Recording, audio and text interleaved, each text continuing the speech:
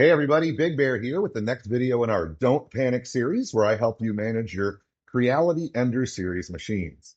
Now, you've probably already seen the video on the different materials you'll need, and they're going to get us into another very important thing we need to do before we can start printing, and that's calibrating our machine. Now, out of the box, it's entirely possible your machine may print quite well, but in order for you to make sure it's printing very accurately, printing consistently, and printing in a way that's going to match up with prints from other machines, we're going to want to make sure we do some calibrations first, and it's going to save us an enormous amount of trouble in the long run.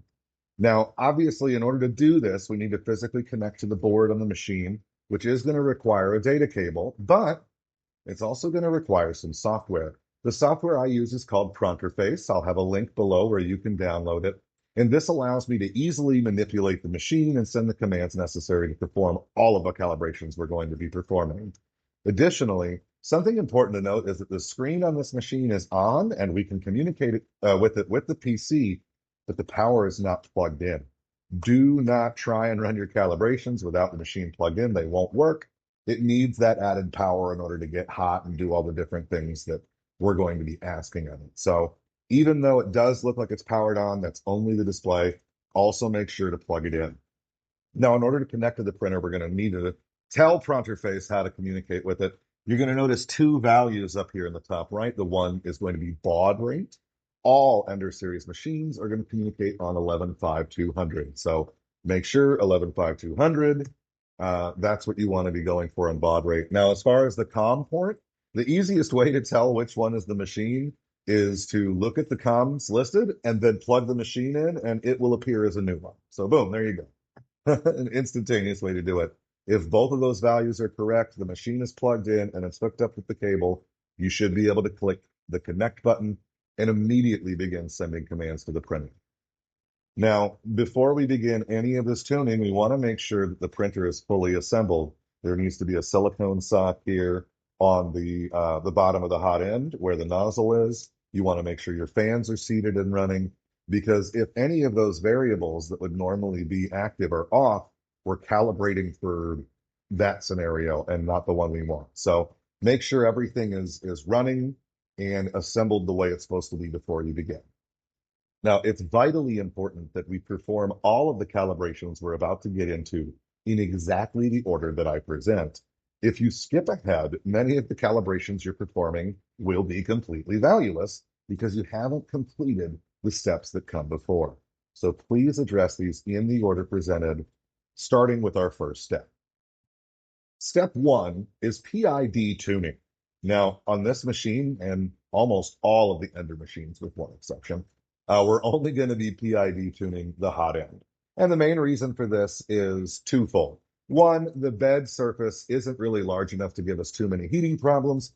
And two, the firmware doesn't support PID tuning these beds. So there you go. It really isn't an issue on the bed, but it very much is on the hot end and is the single most important calibration to perform on your new printer. Without it, you can't be certain that your hot end is going to hold a consistent temperature, and this can result in extrusion faults, clogs, and banding across your print. So this is a vitally important calibration. Now, PID tuning is performed very, very simply by sending the following commands to the machine. Now, keep in mind, I'm going to be saying a lot of numbers, but I'll list them here on the screen so that you have them if you need to pause. The first is telling the machine that we want to perform a PID auto tune, and that's command M303.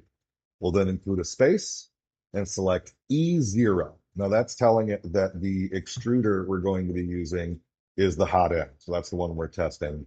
We're then going to say S200. This is the temperature we're going to be operating at. Now, PLA operates on a wide range, but for the purposes of our initial calibration, 200 is a perfectly good value.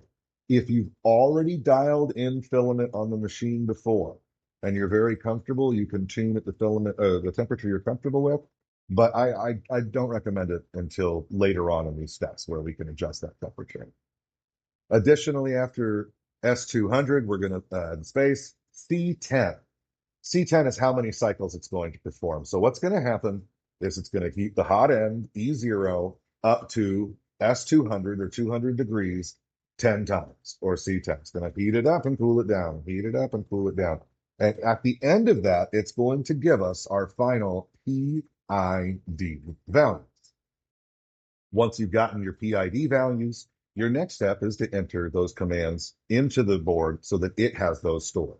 We're going to start with M301 space, and then you're going to enter each of your values, P, I, and D, with spaces in between them, filling in the numbers with what was generated by your PID auto-tune test.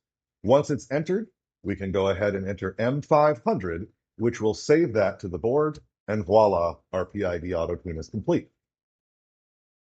Step 2 of our printer calibration is Esteps calibration, which is also extraordinarily critical. What we're going to be adjusting is how much filament is pushed through the machine for each step of the motor. Even the slightest variance in this value can cause significant under or over extrusion, which can make your printer break down quite a lot and can significantly impact the quality of your prints. Unlike our PID tuning, we are going to need filament in the machine. Additionally, we're going to need our marker and we're going to need our electronic calipers in order to perform some measurements. To prepare the machine, we need to bring it up to heat. On Pronterface, underneath this large circle, you're going to see the hot end can be toggled on and off. Make sure it's set to the temperature that you PID auto-tuned it to, and toggle the hot end on and wait for it to get the temperature. While it does that, we're going to go over to our filament here, and we're going to use our electronic calipers. We're going to measure 120 millimeters from the point where the filament enters your extruder. We're going to mark that with our permanent marker, and that's going to be how we perform our final calculation when we're done. Once it's all set, the printer is up to heat, and we've gone ahead and made our measurement and mark. We're going to go ahead and push that filament through the machine. Once we're ready to perform the calibration, we're going to enter M503 as our command into the machine, and this is going to provide us with the current data on the machine settings. We're going to be looking for values labeled steps per unit, specifically your E value, and this is your current E steps value, more than likely somewhere in the 90s. We want to make sure and write down whatever this number is, because it's going to be very important for calculating things later. Once we're done, we're going to issue the commands G1 space E100 space F100. And this is going to tell the machine to feed 100 millimeters of filament through it at 100 millimeters per second, which is necessary for our calculation. Once the machine is finished extruding, we're going to measure the distance from the extruder to our mark. It should be exactly 20 millimeters. Of course, that's the whole reason we're performing the calculation, because more than likely it isn't. Now, it could be over extruding if there's less than 20 millimeters left, or under extruding if there's more. And either way, we need to make the adjustment to make sure that the correct amount is coming out for every step. So what we're going to do is we're going to use this handy equation that I'm going to put on the screen. It's not as complicated as it looks. We're going to plug in our previous E steps and very easily get our appropriate E steps number. We're then going to issue the command M92 space E, and you're going to fill in your new E value. Once you're done, again, save M500, and that will save it to the board. And now the machine's E step value will be correct. If you really want to be double sure, go ahead and perform it again and make sure that it's performing at that 20 millimeter remaining like you told it to. And that'll make sure you're extra accurate.